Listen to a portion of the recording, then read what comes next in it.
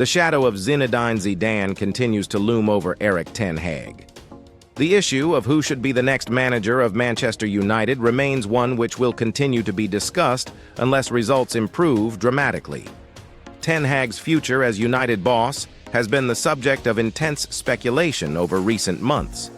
The Reds have just 8 points from their first 7 fixtures in the Premier League and go into the weekend in 14th place in the top-flight standings. Rumors increased on Ten Hag's future following 3-0 home defeats at the hands of Liverpool and Tottenham Hotspur last month. There was intense speculation that the Dutchman could be sacked during the international break. But Ten Hag remains in charge, heading into Saturday's Premier League clash against Brentford at Old Trafford. It's further support from Sir Jim Ratcliffe and Ineos for the 52-year-old, who was handed a contract extension in the summer. However, in a fresh survey this week ran by Men's Sport, only 11% of supporters felt he should remain in the hot seat. In contrast, Zidane received 30% of the vote, receiving almost 3 times the amount of votes as Ten Hag. The Frenchman has been out of work since leaving Real Madrid in 2021 and has been heavily linked with taking the United job ever since his exit from the Santiago Bernabeu. Whether or not the legendary former midfielder is the right man for the job is up for debate. A sensational player who won the World Cup with France, he then picked up multiple Champions Leagues as manager of Madrid. But while his laissez-faire leadership style worked with the Galacticos, the issues at United run deeper. A dressing room short on confidence and, in certain parts, ability would present a different challenge. Zidane, it must be said, has shown no desire to move to the Premier League. 3 years out of the game indicates he isn't interested in moving to England, and it is well reported that he doesn't speak the language. On top of that, the decision-makers at Ineos are also showing no signs of trying to entice him to Old Trafford. That hasn't stopped men readers identifying Zidane as the man they feel can reawaken the slumbering giant. It would be an exciting appointment, but the uncomfortable truth is that should Ten Hag leave, there will be other managers higher on the shortlist. Thomas Tuchel was the one that United eyed closely, holding talks with him in the summer and then again identifying him as the best solution until England came calling. Men's Sport also asked United fans if they missed a trick by not appointing Tuchel before he was confirmed as the new Three Lions boss. With 55% of the vote, the majority of supporters believe United were right not to hire Tuchel as a replacement for Ten Hag. Sporting Lisbon boss Ruben Amorim is second with 14% of the vote. Amorim was linked with taking the job at Liverpool, Chelsea, and West Ham in the summer but has remained in Portugal, and reports in recent days have even suggested he could be a successor to Pep Guardiola at Manchester City. United assistant Ruud van Nistelrooy is next in the vote with 12%, while Brentford manager Thomas Frank received 10% of the vote.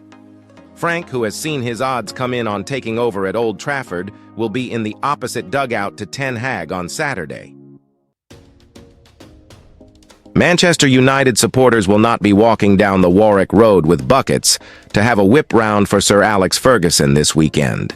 Ending Ferguson's handsome ambassadorial package is one of the more constructive cost-cutting measures by Ineos.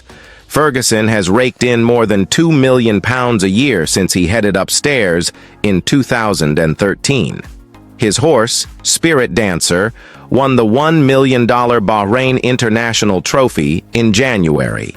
Ferguson turns 83 on New Year's Eve and will not get a begging bowl for his birthday. His ambassadorial duties have largely been confined to within Greater Manchester. Unlike some of the former players who travel to all corners of the globe for events and meet and greets during pre-season and the season. That is perfectly reasonable for a man whose greatest comeback was his recovery from a brain hemorrhage. When he returned to Old Trafford in September 2018, he received a standing ovation. His doctor had to rein in his eagerness after he visited Cristiano Ronaldo at Juventus's hotel at the Crown Plaza in October. There are a row of seats with Ferguson's name affixed to each plaque in the director's box. The opposite stand is named after him. There is a statue of him outside, and many drive or walk up Sir Alex Ferguson Way to get to Old Trafford. Ending his 12-year ambassadorial tenure should not discourage Ferguson from visiting his professional home. He does not loom as ominously as he did during David Moyes' tenure, and though he has had no say in the running of United since he was the kingmaker for that botched succession, he has tried to exert it. Some played the politics better than him. Jose Mourinho knew Ferguson blocked his appointment in 2013 and was vehemently against it in 2016, yet invited Ferguson onto the team coach. To show him who the real boss was, a well-placed source said at the time. Ferguson was still trying to wield his influence when he emerged with Sir Jim Ratcliffe for the latter's first appearance at Old Trafford, after he agreed his minority stake. Despite their closeness that day, Ratcliffe has wisely kept Ferguson at arm's length. It may have still stung Ratcliffe that Eric Cantona indirectly dubbed him a bucket for ending Ferguson's ambassadorial status. Cantona is Ratcliffe's hero. In the Ineos office where we were invited for a briefing with Ratcliffe in Knightsbridge, Cantona's shirt from the 1998 Munich testimonial match was draped over a mannequin. Faux outrage from Leroy? Not necessarily. Cantona spoke to one former club employee for 20 minutes on the phone after they were made redundant by Ineos.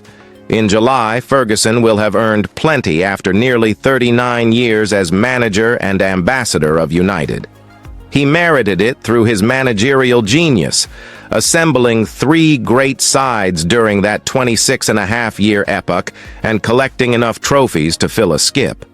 If Sir Matt Busby was the man who rebuilt Old Trafford back, Ferguson expanded it. He also lined his wallet through the Glazers. Ferguson's dispute over the Rock of Gibraltar racehorse led to that toxic takeover in 2005, and the Glazers are still lurking nearly 20 years on. Remuneration was a bugbear of Ferguson's as far back as the 90s, when he discovered George Graham was on a bigger whack at Arsenal. Managers are not as underestimated in this era, and Ferguson used Wayne Rooney's U-turn in 2010 to his advantage.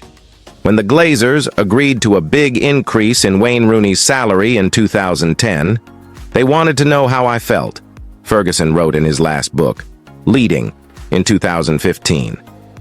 I told them I did not think it fair that Rooney should earn twice what I made, and Joel Glazer immediately said, I totally agree with you, but what should we do? It was simple. We just agreed no player should be paid more than me. Cue more thrifty and iffy recruitment. In Ferguson's final years, Ferguson still had an eye for a rough diamond David de Gea. Without Robin van Persie, Ferguson would not have headed down the Old Trafford tunnel with a 13th Premier League winners' medal soaked by the champagne. Convincing Van Persie to head to the red side of Manchester effectively decided the title before a ball was kicked. But United were saddled with Phil Jones for 10 years after Ferguson retired, Angelo Henriquez never played for the club, Nick Powell never lived up to the promise, while Alexander Butner and Shinji Kagawa were jettisoned by Louis van Gaal. United did not break the £30 million barrier for a signing in Ferguson's final 5 years in charge. In the 2009 summer window, United spent less than £20 million. That suggested there was cause for a whip round. Manchester United's recruitment plans for their attack were compromised by the failure to sign Benjamin Sesko more than 2 years ago. United held discussions with Sesko's agent, Elvis Bacanovic, in the 2022 summer transfer window as they sought a long-term potential goalscorer. Sesko, now 21, opted to leave Red Bull Salzburg for sister team RB Leipzig in a €24 million deal. The Slovenia international has scored 24 goals in 51 games for the German side. Salzburg quoted United €30 million for Sesko, who tallied 29 goals in 79 games in Austria before he moved to Leipzig last year, having agreed to spend one final season in Austria on loan. United's intention was to recruit Sesko and complement him with a proven goal scorer the following year, preferably Harry Kane. United opted not to bid for Kane due to the prospect of dealing with Tottenham chairman Daniel Levy. After the 37-year-old Cristiano Ronaldo's contract was terminated in November 2022, United signed Wout Weghorst on loan from Burnley in the January transfer window, but he scraped 2 goals in 31 appearances. With Napoli frontman Victor Osimhen out of their price range last summer, United considered Randal Kolo Muani and Rasmus Højlund. Muani moved to Paris Saint-Germain from Eintracht Frankfurt a month after United agreed to sign Højlund for £64 million, rising to £72 million from Atalanta. Højlund, 20 at the time he arrived in Manchester, has scored a modest 17 goals in 48 matches for United. Due to his sizable fee and the need to reinforce other areas of the squad, United could not justify another extravagant outlay on a striker this year, despite ending last season with a -1 goal difference in the Premier League. United bought Joshua Zirkzee in July, chiefly due to the release clause in his Bologna contract. United paid £36.5 million for the 23-year-old, who has managed 1 goal in his first 10 games. Kane has plundered 54 goals in 54 games for Bayern Munich since he left Tottenham in an £86.4 million move last year. Sesko signed a new 5-year contract with Leipzig in June that has a £55 million release clause. United have still hosted Bosanovic, head of the pro transfer agency, on at least 2 occasions since Sesko signed for Leipzig. United fans, ever hopeful, waited to see if the club would finally land the striker they had been searching for. The story of Benjamin Sesko had been a missed chapter in their history, but the future was still unwritten, with the next striker to wear.